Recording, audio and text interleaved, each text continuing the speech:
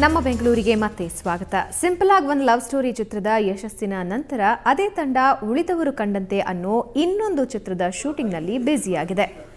ಆ ಚಿತ್ರದ ಹಾಗೆ ಇದರಲ್ಲೂ ಸಾಕಷ್ಟು ವಿಶೇಷತೆಗಳಿವೆ. ಅಲ್ಲಿ ಹೀರೋ ಆಗಿದ್ದ ರಕ್ಷಿತ್ ಶೆಟ್ಟಿ ಈಗ ಈ ಚಿತ್ರದಲ್ಲಿ ನಟನೆಯ ಜೊತೆಗೆ ನಿರ್ದೇಶನದ ಹೊಣೆಯನ್ನ ಸಹ ಹೊತ್ತಿದ್ದಾರೆ. ಆ ಚಿತ್ರದ ನಿರ್ದೇಶಕ ಸುನಿ ಹಾಗೂ ಹೇಮಂತ್ ಇಲ್ಲಿ ನಿರ್ಮಾಪಕರು. ಈ ಚಿತ್ರದ ಮತ್ತೊಂದು ಆಕರ್ಷಣೆ ಅಂದ್ರೆ ಖ್ಯಾತ ನಿರೂಪಕಿ ಶೀತಲ್ ಶೆಟ್ಟಿ ನಾಯಕಿಯಾಗಿರೋದು. ಇಲ್ಲೂ ಸಹ ಅವರು ಜರ್ನಲಿಸ್ಟ್. ಈಗಾಗಲೇ ಈ ಚಿತ್ರದ 90% ಶೂಟಿಂಗ್ ಮುಗಿದಿದೆ. ಹಾಲಿವುಡ್ ಸಿನಿಮಾಗಳ ಥರ ಡಬ್ಬಿಂಗ್ ಇಲ್ಲದೇನೆ ಚಿತ್ರವನ್ನ ತಯಾರು ಮಾಡ್ತಾ ಇರೋದು ಇನ್ನೊಂದು ಸ್ಪೆಷಾಲಿಟಿ. ಜನ್ನತ್ ಹಾಗೂ ಡರ್ಟಿ ಪಿಕ್ಚರ್ನ ಕ್ಯಾಮ್ರಾಮನ್ ಬಾಬಿ ಸಿಂಗ್ ಈ ಚಿತ್ರಕ್ಕೂ ಕ್ಯಾಮೆರಾ ವರ್ಕ್ ಮಾಡ್ತಾ ಇದ್ದಾರೆ. ಈ ಮೂವಿಲಿ ನನ್ನ ರೋಲು ಜರ್ನಲಿಸ್ಟೇ ಆಗಿರೋದ್ರಿಂದ ಜಾಸ್ತಿ ಏನು ಡಿಫ್ರೆನ್ಸ್ ಅಂತ ಅನಿಸ್ತಾ ಇಲ್ಲ. ತುಂಬ ಅಂದರೆ ಪರ್ಫಾರ್ಮೆನ್ಸ್ ಓರಿಯೆಂಟೆಡ್ ಅನ್ನೋ ಥರ ಏನಿಲ್ಲ. ಇಲ್ಲಿ ತನಕ ಮಾಡ್ಕೊಂಡು ಬಂದಿದ್ದ ಥರದ್ದೇ ರೋಲ್ ಆಗಿರೋದ್ರಿಂದ ಗುಡ್, ಚೆನ್ನಾಗಿ ಅನಿಸ್ತಾ ಇದೆ. ಇನ್ನು ತುಂಬ ಡಿಫ್ರೆನ್ಸ್ ಅಂತ ಏನು ಅನಿಸ್ತಾ ಇಲ್ಲ. ಹೌದು, ಜರ್ನಲಿಸ್ಟೇ ಇಲ್ಲಿ, ಫುಲ್ ಫ್ಲೆಡ್ಜ್ ಜರ್ನಲಿಸ್ಟು. ಅದು ಪ್ರಿಂಟ್ ಮೀಡಿಯಾಗೆ, ಅಂದರೆ ಇದು 1990s ಆಗಿದೆ, ಅವಾಗ ಎಲೆಕ್ಟ್ರಾನಿಕ್ ಮೀಡಿಯಾ ಎಲ್ಲ ಇರಲಿಲ್ಲ. ಸೊ ಇದು ಪ್ರಿಂಟ್ ಮೀಡಿಯಾ ಜರ್ನಲಿಸ್ಟ್ ಆಗಿ. ಅವರು ಕನ್ನಡ ಚಿತ್ರರಂಗದ ಹಿರಿಯ ಪೋಷಕ ನಟಿ. ಬಾಳ ಪಯಣದ ಕೊನೆಯ ದಿನಗಳನ್ನು ಮಕ್ಕಳೊಂದಿಗೆ ಸಂತಸದಿಂದ ಕಳಿಬೇಕಿದ್ದ ಆಕೆ ಈಗ ಅದೇ ಮಕ್ಕಳ ಪ್ರಾಣ ಉಳಿಸೋದಕ್ಕೆ ಹೋರಾಡ್ತಾ ಇದ್ದಾರೆ.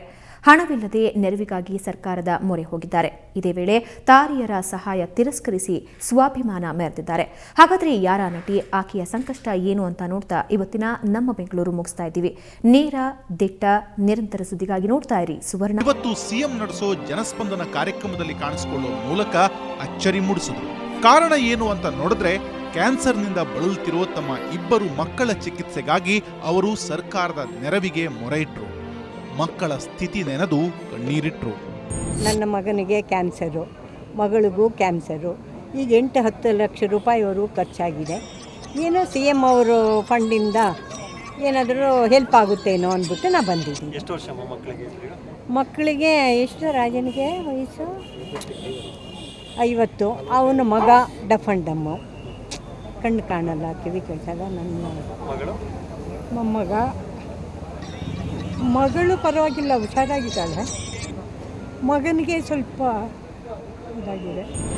ಇನ್ನು ಸುದ್ದಿ ತಿಳಿದ ಚಿತ್ರರಂಗದ ತಾರೆಯರು ಶಾಂತಮ್ಮನ ನೆರವಿಗೆ ಮುಂದಾದರು. ನಟ ದುನಿಯಾ ವಿಜಯ್ 50,000 ರೂಪಾಯಿ ಹಾಗೂ ರಾಧಿಕಾ ಕುಮಾರಸ್ವಾಮಿ 1 ಲಕ್ಷ ರೂಪಾಯಿಯನ್ನ ನೀಡಿದರು. ಆದರೆ ನೆರವು ನೀಡಿದ ತಾರೆಯರಿಗೆ ಧನ್ಯವಾದ ಹೇಳಿದ ಶಾಂತಮ್ಮ ಚೆಕ್ ಅನ್ನ ವಾಪಸ್ ನೀಡಿ ಸ್ವಾಭಿಮಾನ ಮೆರೆದರು. ಶಾಂತಮ್ಮ ಅವ್ರಿಗಿರೋ ಆ ಸ್ವಾಭಿಮಾನ ನಿಜವಾಗ್ಲೂ ಆ್ಯಕ್ಟ್ಸ್ ಆಫ್. ಖುಷಿ ಆಗುತ್ತೆ ನನಗೆ. ಆ ಥರದ್ದು ಯಾವುದೇ ಕಲಾವಿದರು ಖಂಡಿತವಾಗ್ಲೂ ತುಂಬ ಕಷ್ಟದ ನೆರವಲ್ಲಿದ್ದರೆ, ಆ ಜೆನ್ಯೂನ್ ಆಗಿದ್ದರೆ ಖಂಡಿತವಾಗ್ಲೂ ಯಾವತ್ತಿದ್ರೂ ಈ ದುನಿಯಾ ವಿಜಯ ಸಹಾಯ ಮಾಡೋಕ್ಕೆ. ಶಾಂತಮ್ಮರ ಮನವಿಯನ್ನ ಸ್ವೀಕರಿಸಿದ ಸಿಎಂ ಸಿದ್ದರಾಮಯ್ಯ ನೆರವಿನ ಹಸ್ತವನ್ನ ಚಾಚಿದ್ದಾರೆ. ಒಟ್ನಲ್ಲಿ ಶಾಂತಮ್ಮರ ಇಬ್ಬರು ಮಕ್ಕಳು ಆದಷ್ಟು ಬೇಗ ಗುಣಮುಖರಾಗಲಿ ಅನ್ನೋದೇ ನಮ್ಮ ಆಶಯ. ಕ್ಯಾಮರಾಮನ್ ಅತೀಕ್ ಜೊತೆ ಅಜಯ್ ಕಶ್ಯಪ್, ಎಂಟರ್ಟೈನ್ಮೆಂಟ್ ಬ್ಯೂರೋ,